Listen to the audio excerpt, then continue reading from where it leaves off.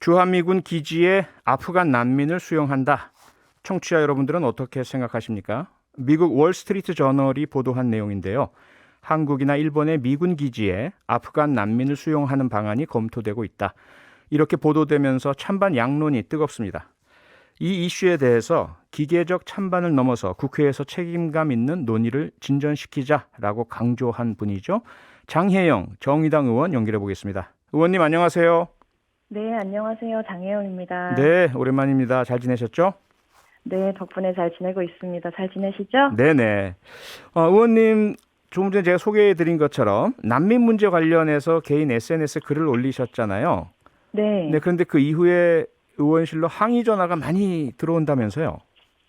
저희 의원실은 워낙 많은 국민들께서 성원해 주시는 의원실이라 뭐 네. 차별금지법을 발의를 한다던가 뭐 그런 음, 여러 가지 문제들로 다양한 전화를 받는데요. 확실히 네. 이번에 이 난민 문제에 대해서 어떤 기계적인 찬반 양론을 넘어서서 실제로 우리가 할 수 있는 일들을 정부와 국회 차원에서 좀 제대로 논의해야 된다는 말씀을 올렸더니 또 이제 네. 많은 분들께서 반응을 주셨는데 너무 저희 보좌진들에게 좀 인신공격성 아, 발언들이나 예. 이런 말씀들 하시는 분들이 계셔서 그거에 네. 대해서는 좀 지양해달라는 호소를 드렸습니다. 네네.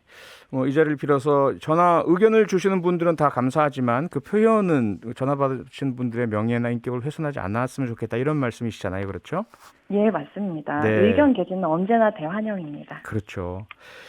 우선 그러면 이제 의원님께서 가장 이 문제에 관심이 많으신 국회의원이시니까 이것저것 좀 살펴보셨을 것 같은데요. 조금 전에 네, 제가 소개해드렸던 월스트리트 저널의 보도요. 네.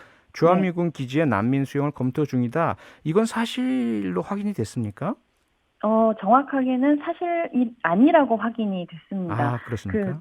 네, 주한미군 사령부 대변인이 나와서요, 네. 본국으로부터 이제 그런 지시는 없었다라고 명확하게 확인이 되어 있는 상황입니다. 네. 저희가 뉴스 보도를 통해서 조금 접하긴 했지만 이런 보도가 나올 만큼 지금 아프가니스탄의 난민 수용 문제가 심각하다. 이렇게는 해석이 되겠죠? 그렇죠. 지금 탈레반이 무자비하게 시민들의 인권을 탄압하고 있는 상황들을 아마 여러 보도를 통해서 지금 방송 듣고 계시는 분들도 많이 보셨을 텐데요. 네. 이제 그야말로 인간적인 가치에 대한 근본적인 훼손, 특히나 여성들을 중심으로 많이 일어나고 있고 이런 네. 상황에서 어떻게든 탈출을 감행하는 시민들이 있는 겁니다. 그래서 음, 난민의 전체 규모는 현재로서는 불분명하지만 그 지난 20일에 나토 쪽에서 탈레반 점령 이후에 대략 18,000명 정도가 이 카불 국제공항을 통해서 아프가니스탄을 빠져나갔다 이런 얘기를 하긴 했었는데요. 네. 그 중에서 얼만큼의 아프가니스탄 국적을 가진 분들이신지에 대해서는 사실은 정보가 없는 상황이기는 합니다. 그리고 네.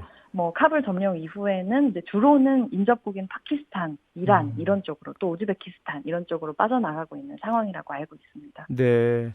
지금 의원님 말씀에 따르면 18,000명은 항공기로 이제 출국이 이루어진 것이 확인된 거고요. 예. 나머지 인접국으로 도보등이나 차량으로 빠져나가신 분들은 숫자도 아직 확인이 되지 않은 것 같은데, 대략 수천여 명 정도라고 저는 보도를 통해서 알고 예, 있습니다. 수천여 명 정도요. 네. 만약에 실제로 미국에서 같은 동맹국인 대한민국의 일부의 난민을 수용해달라는 요청 제안이 온다. 그러면 우리 대한민국 정부는 어떻게 대응해야 된다라고 생각하십니까?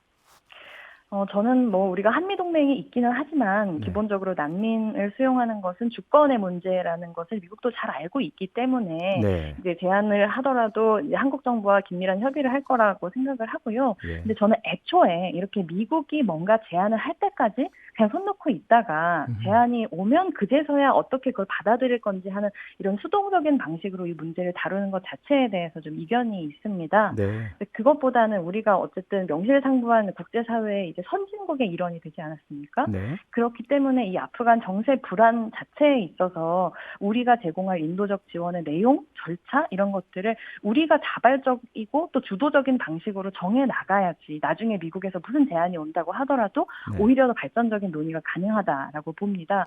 그래서 내일 G7 긴급 정상회의가 소집이 돼서 이 아프간 문제를 다룬다고 하고요. 네. 또 유엔 안보리 차원에서도 이번 주에 회의가 개최된다고 하니까 그런 내용들이 전 일단 긍정적인 움직임이라고 바라보고 있습니다. 네. 이번에는 강대국 미국의 요청 여부를 둘러싸고 또 다른 이제 이야기가 있지만 지난 2018년에는 예멘인들이 우리나라에 와서 특히 제주도에서요. 난민 신청했을 때도 상당한 논란이 있었고요. 그때는 또 반대 여론이 무척 많았고 그 중에 보면 뭐 테러에 대한 우려 이런 것들이 많이 제기됐지 않습니까? 네, 그랬었죠. 네, 그 부분 어떻게 보십니까?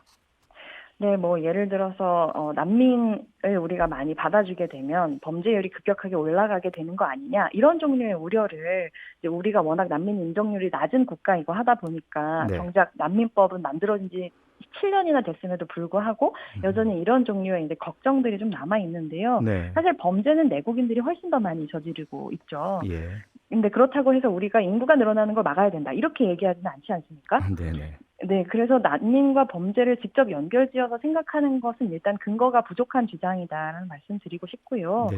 그리고 난민이 다 똑같은 난민이 아닙니다. 예멘 케이스가 다르고 아프가니스탄 케이스가 다르고 사실 네. 모든 그 케이스가 다 각각의 상황과 맥락을 갖고 있기 때문에 예. 구체성이 핵심이라고 생각합니다. 그래서 익명의 난민이라고 하는 걸 설정해 놓고 그 단어를 가지고 사람들이 머릿속에 있는 그림은 다 다르죠.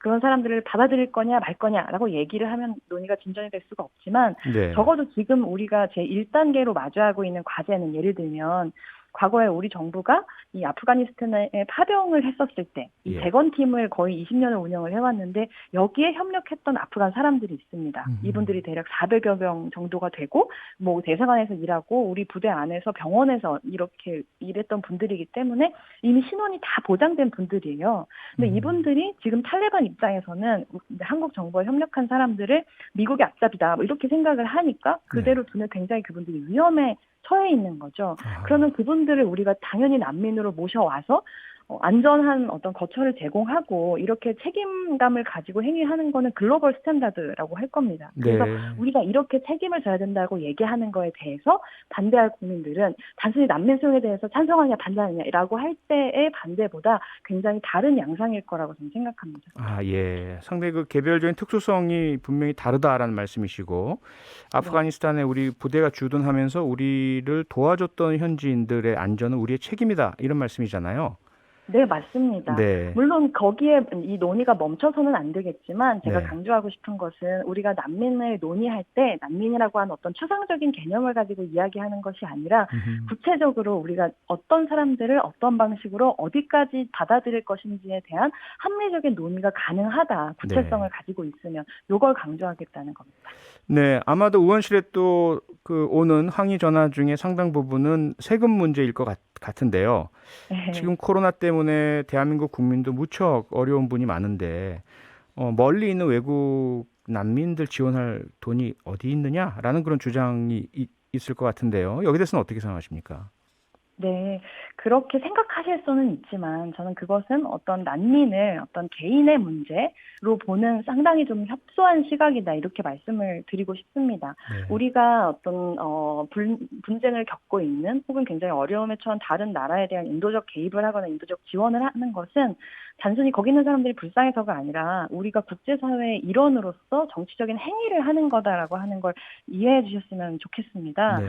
그래서 아까도 말씀드렸지만 대한민국 정부가 아프가니스탄에 파병을 하고 재건팀을 운영한 게 거의 20년인데 그게 그냥 아프가니스탄 좋으라고 내지는 다른 사람들 좋으라고가 아니라 우리가 한미동맹을 고려하고 미국의 우방국으로서 우리 자국의 이익을 두고서 그런 종류의 개입을 판단을 했었던 것입니다. 네. 그래서 저는 단순한 인도주의적 차원에서의 이야기를 하는 것뿐만이 아니라 국제사회에서 어떤 개발도상국이 아닌 이제는 명실상부한 선진국으로서 우리 행동에 대한 책임을 말하는 것이고 이런 선진국으로서의 역할을 다하는 것이야말로 국익의 문제와 결부된 것이다. 좀 이런 넓은 차원에서 대승적인 차원에서 봐주실 것을 좀 요청드리고 싶습니다. 네, 지금 국회 상황은 어떤지 저희들이 이제 보도로 접할 때는 민주당 송영길 대표가요. 우리 정부 도왔던 아프간인 400명은 데려와야 한다라는 입장이 있었고요.